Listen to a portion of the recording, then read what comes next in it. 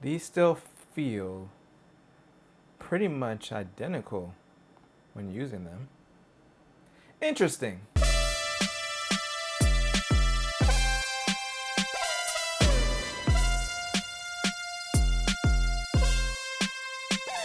Alright, I am back and I am here with the brand new 12.9-inch iPad Pro with the XDR Pro display. Whatever, it's just a mini LED display that's really bright. But I'm also here with my old trusty 2018 iPad Pro, which has been great.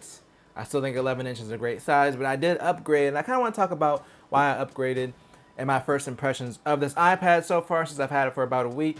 So I should preface this by saying the things that I actually do with my iPad, which number one is it's a bedside television / entertainment device. I literally use it every night to watch stuff when I go to sleep because I can put the volume to the point where I can still hear it but not disturb anybody else. And then also it's just really close to me and it's great. It's easy to operate from bed. I just use the trackpad and I can just do my thing and watch whatever content.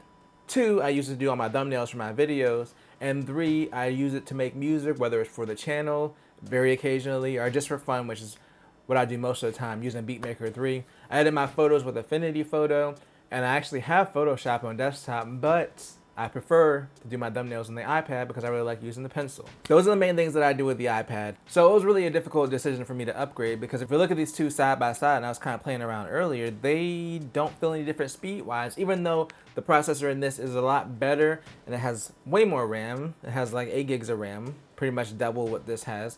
It still feels the same because iPad OS has not taken advantage of this extra power yet. So power-wise, I definitely say that that's not a reason to upgrade. Design-wise, these are pretty much exactly the same. Obviously, this is the 11-inch and this is a 12.9, but yeah, the design has not changed since 2018 aside from the camera. And I don't really use the camera at all, so I don't really care about the camera. But yeah, design-wise, these are exactly the same. Of course, you have your USB-C port. This is Thunderbolt. It's a lot faster. It's a lot better for data transfer, but still not a real reason for me to upgrade at least because I don't really transfer files like that, and when I hook up instruments and peripherals for music, everything works just fine.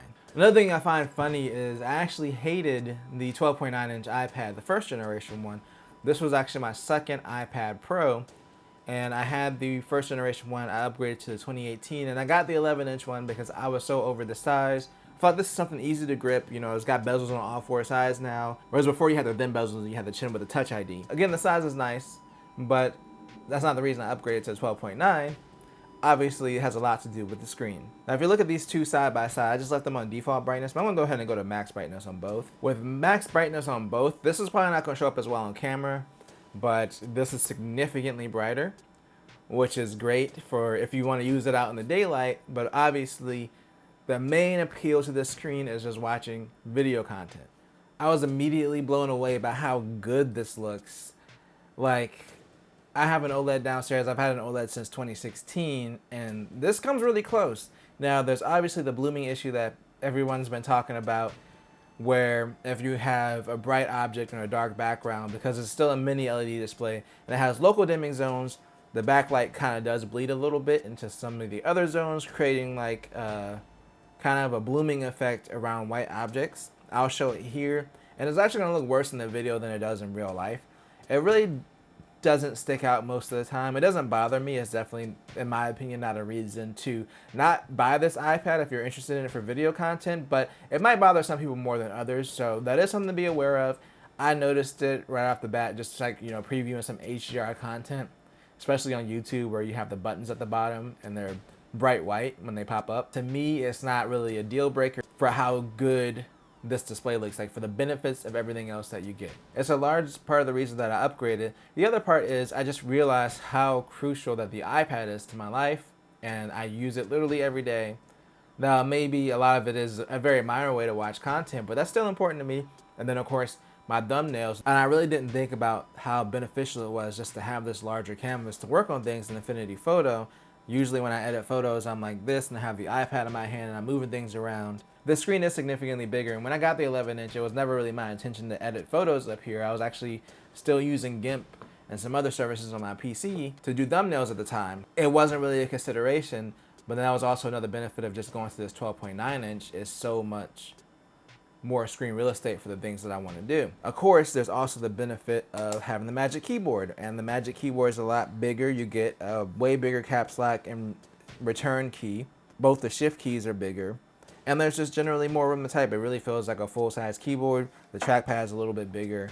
So if you do want to use this as like for word processing, basically, the 12.9 is going to be better just because even if you don't get the Apple Magic Keyboard, if you buy a keyboard case, it's just going to be bigger, and the keyboard is most likely going to be bigger as a result, unless you just use an external keyboard. Then in that case, it doesn't matter. Get whatever iPad makes you happy. One of the last reasons I upgraded is because I know Apple is unlocking additional RAM for developers to use in their applications. So there's a potential that you could do more with apps if you're running off the M1. Now, this is a stupid reason to upgrade or to buy anything. Never buy anything based on a promise. Buy something for what it is right now. And for what it is right now, it's pretty much the exact same speed-wise as my 2018 with a way better screen. So overall, I really didn't need to upgrade. Like, the 2018 iPad is still great. If you want an iPad Pro, I could still easily recommend the 2018 or even the 2020, depending on if you can find one really cheap. But if you want this display, this is like the only iPad that's gonna have a display like this. In my opinion, it's worth it.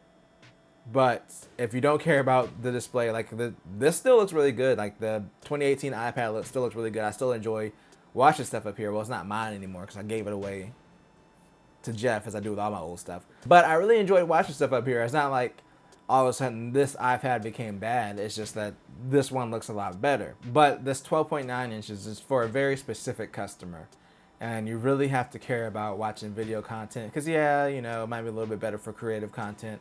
But you can still do creative content on the older iPads. They're still very color accurate. It's not like you need this bright display unless you're going to be, you know, doing stuff exclusively in HDR and you want to see that difference and brightness. Then yeah, this will have you taken care of versus the older generation iPad Pros. But the iPad is really one of those things where you have to see a value in having an iPad. Like I have my desktop, my Windows desktop that I built that I use for pretty much everything computing. I have a MacBook specifically for Logic Pro. It really doesn't get used that much. It kind of just sits downstairs as like a living room computer that we occasionally might hop on to look up websites or something. The iPad really is like my laptop. Like it's very important to me. It's really a crucial part of my life. So to me, it's worth spending the money. You just want a tablet. The $300 iPad is a really good deal, and it's not going to feel that much different speed-wise than the iPad Pro, aside from the fact that it doesn't have a high refresh rate screen. So at the end of the day, I love this new iPad, but it's still an iPad that still does all the same stuff that every other iPad does. But if you're a very specific person that's like, I want the best iPad possible, this has been really good so far. That's going to bring it into my first impressions of the iPad Pro. I'm going to wait a few months to see if my feelings change and maybe do like a proper review of it. But I just wanted to get kind of my first impressions out there and also why I decided to upgrade after I said several times I wasn't going to. But we all know that I lie on this channel. I lie a lot, and I'm sorry for it. I lied about that. And if you enjoyed this video, then make sure to tell a friend, tell a coworker, like, share, and subscribe, and always do at least 2 things at the same time. Peace.